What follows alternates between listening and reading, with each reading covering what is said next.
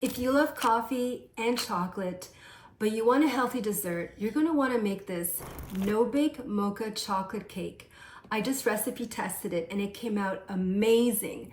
So the texture is incredibly smooth and creamy. And the best part, there's no flour, no refined sugar, and no dairy, which means everyone can enjoy it. We're gonna start with the crust. So we need 1 cup of walnuts, 1 cup of pitted dates, and it helps them to soak in hot water for 10 to 15 minutes. It'll be easier to blend. 1 tablespoon of unsweetened cocoa powder, and 1 tablespoon of melted coconut oil. Blend it until it looks like this. You want a sticky dough, and you can tell that it's sticky because when you hold it between your fingers, it's gonna look like this, nice and sticky. And that's exactly what you want. Next, you're gonna grab a 6-inch springform pan and line it with parchment paper. Then scoop the mixture in the pan and just press it. Next, we're moving on to the mocha chocolate filling, and I have 2 cups of cashews here, and make sure they are raw and unsalted. And what I did was that I soaked them for about 4 hours. I drained them and then I rinsed them. And what that does, this step helps to transform the cashews into a silky, creamy base. Next, we're adding a 1/4 cup of almond butter, 2 tablespoons of cocoa powder, 1/2 cup of plant-based milk.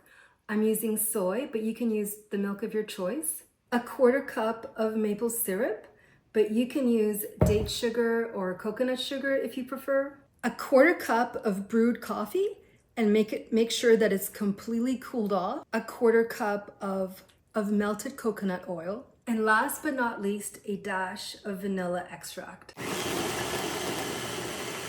Super smooth and super creamy, and it smells incredible. You can already smell the coffee flavor here. So grab your crust from the fridge, and now you're just gonna pour the filling on your crust.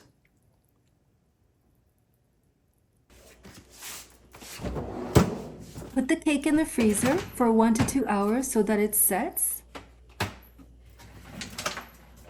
Here's our cake, and I recommend leaving it at room temperature for about 20-30 minutes before slicing it.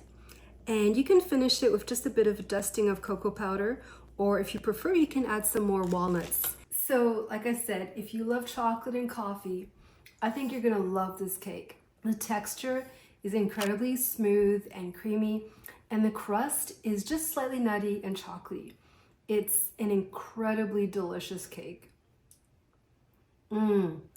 If you make this no-bake mocha chocolate cake, I would love to hear about it. Let me know in the comment section down below how it turned out.